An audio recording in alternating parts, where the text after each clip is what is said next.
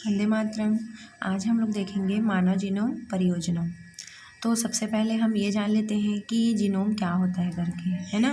तो जो जीनोम होता है तो हम ये जानते हैं कि सभी जीवधारियों में आनुवंशिक पदार्थ पाया जाता है ना, जीन भी पाए जाते हैं। तो उसी आनुवंशिक पदार्थ में जीन उपस्थित रहता है। तो जीवधारियों में उपस्थित समस्त जीन या उसके जो आनुवंशिक पदार्थ होते हैं उसी को उनका क्या कहा जाता है, जीनोम कहा जाता है। ठीक है। तो जैसे कि हम यहाँ पर लिखते हैं कि तो यहाँ पर जीनोम का मतलब क्या होगा कि जीवधारियों में उपस्थित, जीवधारियों में क्या उपस्थित रहता है, जीन या आनुवंशिक पदार्थ, आनुवंशिक पदार्थ। और आपको पता होना चाहिए कि वह आनुवंशिक पदार्थ कौन कौन से होते हैं। तो बताइए कि जीवधारियों में कौन कौन से आनुवंशिक पदार्थ पाए जाते हैं। तो उनमें पाया जाता है डीएनए और आरएनए। आरएनए जो है वो वायरस में पाया जाता है, कुछ वायरसों में, है ना। तो ये जो डीएनए और आरएनए होता है उसी को जीवधारियों का क्या कहा जाता है, जीनोम कहा जाता है। क्या कहा जाता है, इसको जीनोम कहा जाता है।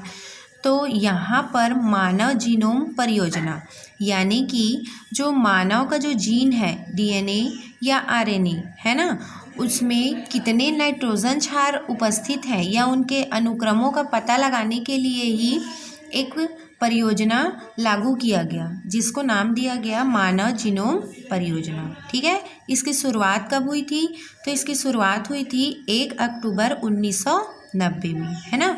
तो ये जो मानव जीनोम परियोजना है, सबसे पहले हम उसका डेफिनेशन लिख लेते हैं।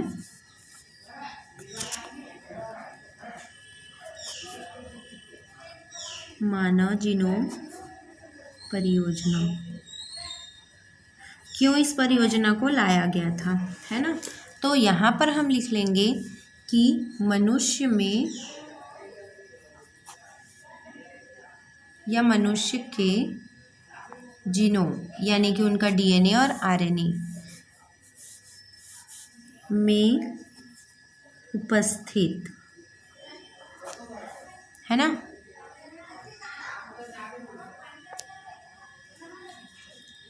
नाइट्रोजन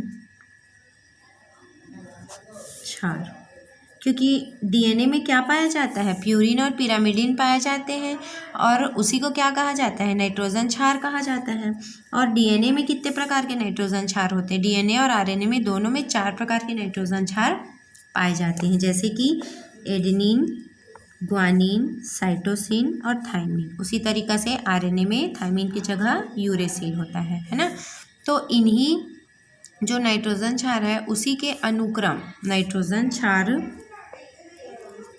के अनुक्रमों का पता लगाने के लिए, अनुक्रमों का पता लगाने के लिए एक महत्वाकांक्षी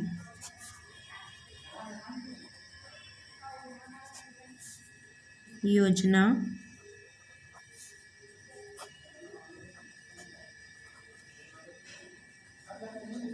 की शुरुआत की। ठीक है।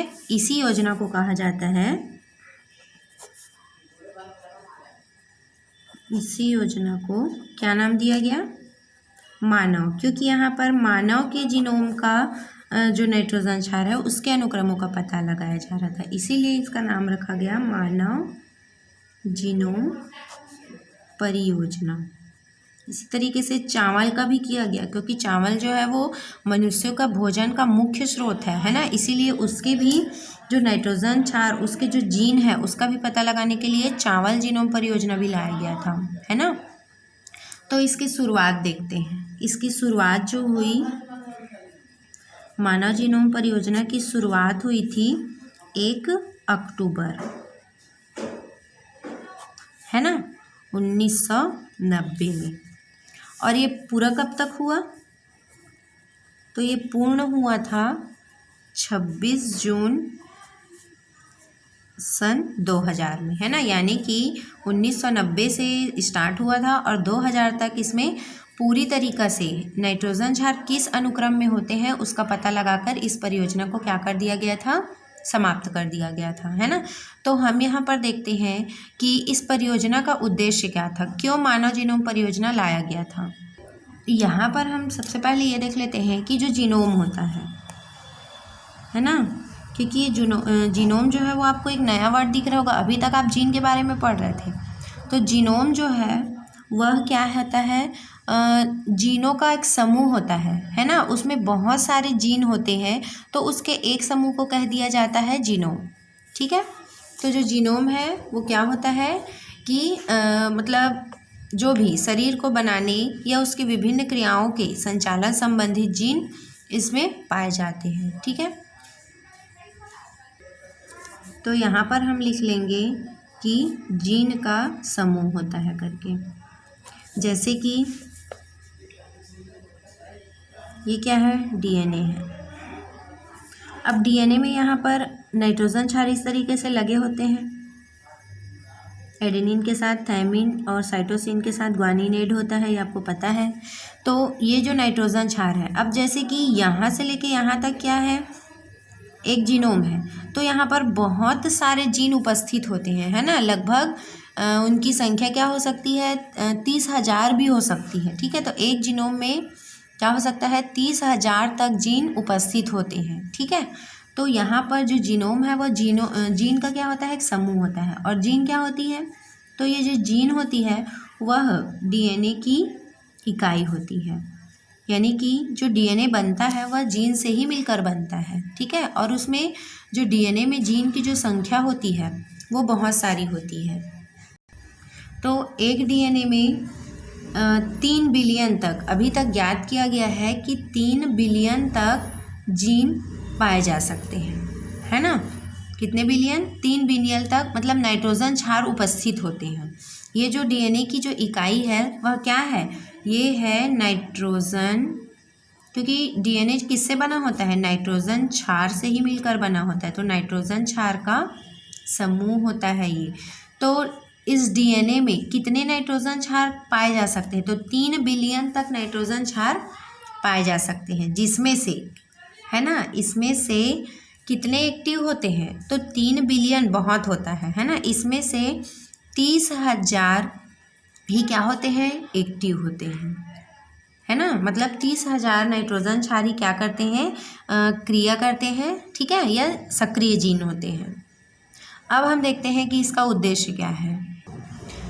अब हम देखेंगे कि मानव जीनोम परियोजना को क्यों लाया गया था, इसका उद्देश्य क्या है ना। तो यहाँ पर इसका उद्देश्य हम लिख सकते हैं, पहला लिखेंगे कि यहाँ पर जीन के बारे में पता लगाना था, है ना। सभी, ये तो पता था कि मानव के डीएनए में जीन पाया जाता है, लेकिन क्या, कैसे कैसे, किस अनुक्रम में पाए जाते हैं ये पता नहीं था, इसीलिए इस परियोजना को लाया गया। तो सभी जीनों के बारे में क्या करना था, पता लगाना था, ये उसका लक्ष्य या उद्देश्य हो सकता है। दूसरा क्या उद्देश्य था कि मानव डीएनए को बनाने वाले नाइट्रोजन क्षार का पता लगाना था, है ना।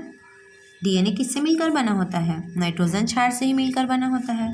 तो मानव डीएनए को बनाने वाले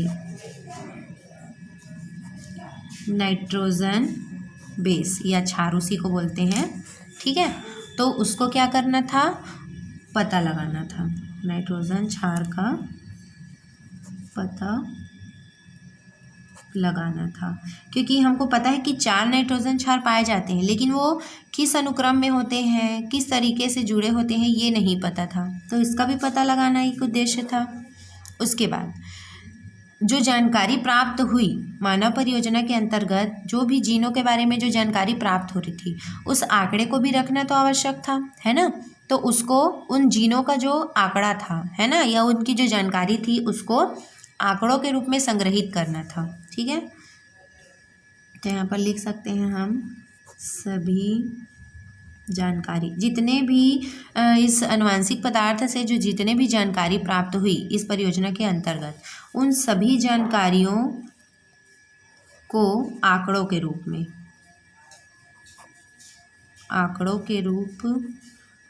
में संग्रहित करना, ये भी एक उद्देश्य था, है ना। वह इसके विश्लेषण, एनालिसिस, इसके विश्लेषण हेतु विभिन्न तकनीक, उपकरण और सॉफ्टवेयर का विकास करना था, क्योंकि तकनीक, उपकरण, सॉफ्टवेयर के बिना कोई भी विश्लेषण हम नहीं कर सकते आंकड़ों के रूप में, है ना। तो ये सब क्या थे, उसके उद्देश्य थे। एक और हम लास्ट लिख सकते हैं कि जो जीनोमिक डीएनए की, है ना, यानी कि जो डीएनए था उसका क्या कर सकते थे, एक नक्शा तैयार कर सकते थे, ठीक है। तो यहाँ पर हम लिख लेंगे मानव जीनोम का भौतिक मैप, वही नक्शा, है ना, भौतिक मैप तैयार करना कि वो किस तरीके से दिखाई देते हैं। तो ये भी उसका क्या था, एक उद्देश्य था। अब हम देखेंगे कि इस मानव जीनोम परियोजना से लाभ क्या हुआ, है ना। तो इसमें क्या क्या लाभ हुए, तो सबसे पहले तो लाभ हमको यही हो गया कि इसमें पता चला कि कितने नाइट्रोजन क्षार उपस्थित होते हैं करके, है ना। तो यहाँ पर हम पॉइंट में लिख सकते हैं कि मानव जीनोम यानी कि जो मानव का जीन है, यानी कि डीएनए, जीन में 3164.7 करोड़ औसतन है, औसतन भी मान सकते हैं इसको, है ना, करोड़ नाइट्रोजन क्षार मिलते हैं, ठीक है। तो यहाँ पर हमको संख्या का पता लगा, ये लाभ हुआ। दूसरा हम लिख सकते हैं कि प्रत्येक जीन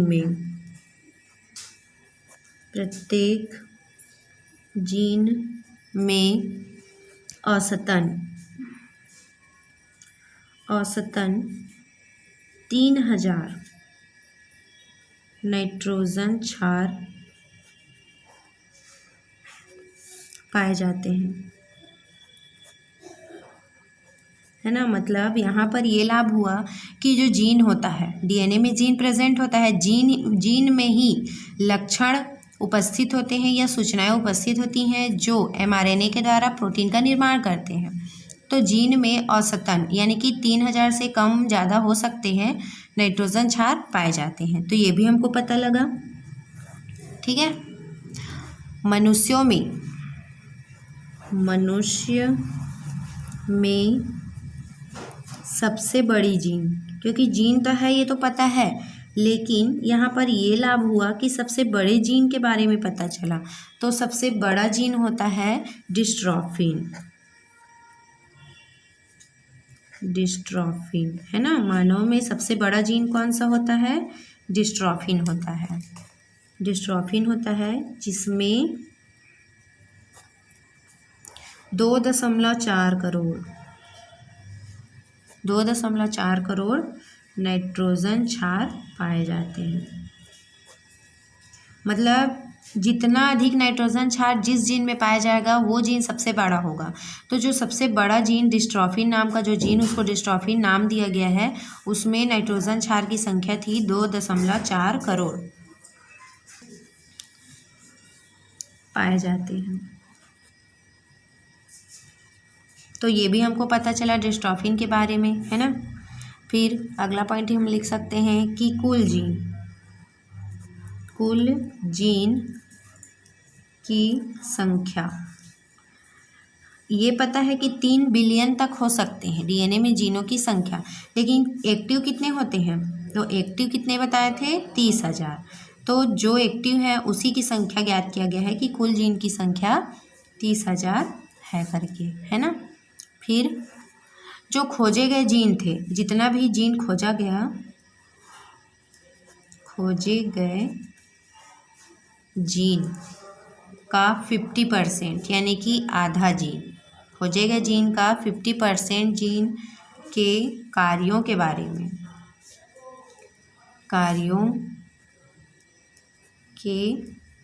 में, जानकारी प्राप्त हुई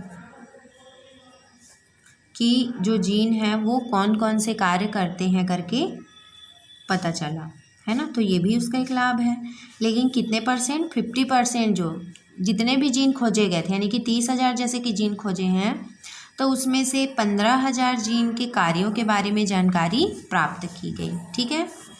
उसके बाद अगला हम लाभ देख लेते हैं कि इस जो 50% जो जीन है जिसके कार्यों के बारे में हमको पता लगा, तो उस 50% जीन में 2% जीन प्रोटीन का निर्माण करते हैं। क्या करते हैं? प्रोटीन का निर्माण करते हैं, या प्रोटीन निर्माण में वो भाग लेते हैं। कितने? सिर्फ 2% जीन। सभी जीन प्रोटीन निर्माण में भाग नहीं लेते हैं। एक और यहाँ पर लाभ हुआ कि डीएनए के बहुत बड़े भाग में पुनरावृत्ति पाई जाती है करके हमको पता चला।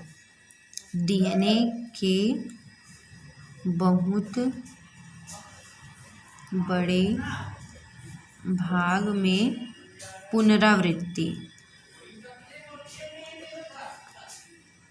का पता चला। अभी पुनरावृत्ति क्या है? तो जैसे कि डीएनए में सीक्वेंस है, जैसे कि A C G G T A A C, इस टाइप का अगर पुनरावृत्ति, यानी कि ये नाइट्रोजन क्षार है। अब फिर से यही पुनरावृत्ति यदि फिर से हो जाए A C G G T A A C, फिर से यदि हो जाए T A C, तो ये क्या है? सब नाइट्रोजन क्षार है। और देखिए यहाँ पर पुनरावृत्ति हो रही है यहाँ पर। तो 1 2 3 4 5 6 7 8 जीनों का बार बार क्या हो रहा है? पुनरावृत्ति हो रही है। तो इसी पुनरावृत्ति का डीएनए में हमको बहुत बड़े भाग में ये पुनरावृत्ति होती है ना। तो इसी का हमको क्या पता, इसी का हमको पता चला, है ना। किसके माध्यम से? मानव जीनोम परियोजना के माध्यम से। ठीक है। और इसी जो सीक्वेंस के माध्यम से ही हम डीएनए फिंगरप्रिंट के माध्यम से लोगों का पता लगाया जा सकता है कि वो किसका डीएनए है करके, है ना, इसी अनुक्रम के माध्यम से। तो जैसे कि डीएनए होता है, तो डीएनए सभी जीवों में क्या है? अलग अलग पाया जाता है, लेकिन 99.9% सभी जीवधारियों का डीएनए क्या होता है? समान होता है ना। मतलब समानता 99.9% समान डीएनए सभी में पाया जाता है। बस अंतर कितने का होता है? तो अंतर होता है 0.1% का क्या होता है? उसमें असमानता पाई जाती है। और इसी 0.1% से ही डीएनए का पता लगाया जाता है ना, जिसको कहा जाता है डीएनए फिंगरप्रिंट। तो डीएनए फिंगरप्रिंट्स को हम अगले वीडियो में देखेंगे। ठीक है। तो आपको ये पता होना चाहिए कि सभी जीवधारियों में जो डीएनए है वह समान होता है। अंतर कितने का होता है? 0.1% का ही बस उसमें अंतर पाया जाता है।